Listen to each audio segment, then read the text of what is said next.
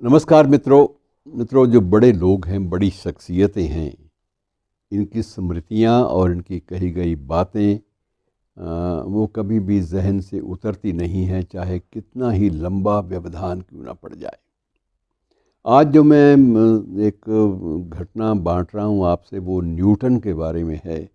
अब न्यूटन के बारे में एक पुस्तक भी आई है, न्यूटन की जीवन गाथा पर आधारित है। और ये पुस्तक जो है इसके लेखक जो हैं, ये विनोद कुमार मिश्रा हैं, पत्रकार हैं पेशे से। और इसके बारे में जो विवरण और जो टिप्पणियाँ दी हैं, वो भी एक पत्रकार अरुण कुमार जैमिनी ने दी हैं। तो बहरहाल ये किताब क्या है, प्रसंग क्या है, ये आपस में थोड़ा सा हम बांट लेते हैं। तो इसमें न्यूटन की जीवन गाथा जो है, बड़ी विचित्र रूप से तथ्यों पर आधारित स्वरूप में प्रस्तुत की गई है कि न्यूटन का जब अंतिम समय आया, तो उस समय जो पादरी लोग थे, वो मृत्युशैया पर पड़ा था, और पादरी लोग आए बाकायदा, और उन्होंने अपनी जो रिचुअल्स से, जो प्रार्थनाएं थी, जो अंतिम समय में करते हैं, वो सारी की सारी विधि पूर्वक वहाँ प्रस्तुत करनी आरंभ कर दी।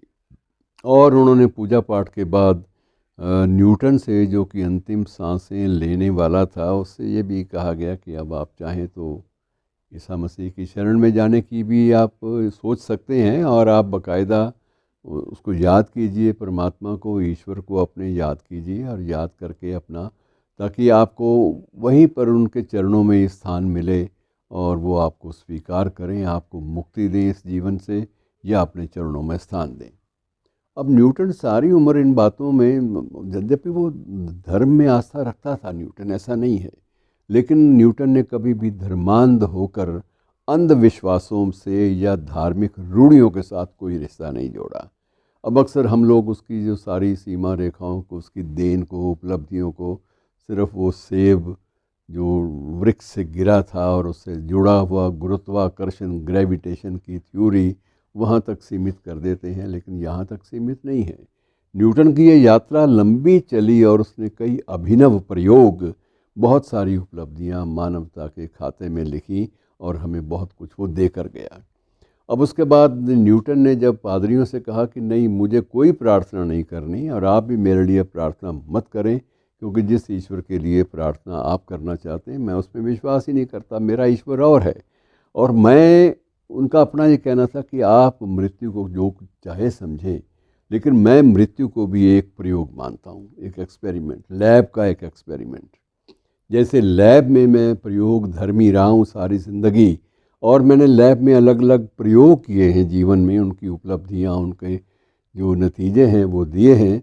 तो मेरी आस्था वही है, मेरी सोच वही है कि मैं मृत्यु को भी एक प्रयोग के रूप में, एक्सपेरिमेंट के रूप में बाकायदा देखूं, और उसका एक एक पल, एक एक लम्हा, एक एक क्षण, वो पूरा का पूरा अगली पीढ़ी को बताने के लिए छोड़ जाऊं कि ये होती है मृत्यु, ये इसका सार है। मैं उस सार को बताना चाहता हूँ, उसका निष्कर्ष देना चाहता हूँ। मैं ये नहीं चाहता कि आप लोग प्रार्थना कर दें और उसके बाद मैं अंतिम सांस ले लूँ और मैं पता नहीं कौन से परमात्मा के पास आप मुझे भेजना चाहते हैं।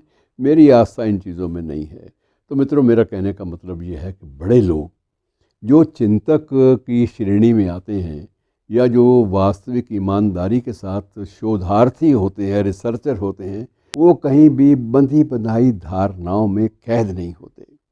उन्हें कैद अगर किया जा सकता तो उनको इतना बड़ा पद न मिलता कि आज से लगभग 2000 साल पहले, 200 साल पहले, लगभग 200 साल पहले, 1700 कुछ की बात है, 1722 की शायद बात है।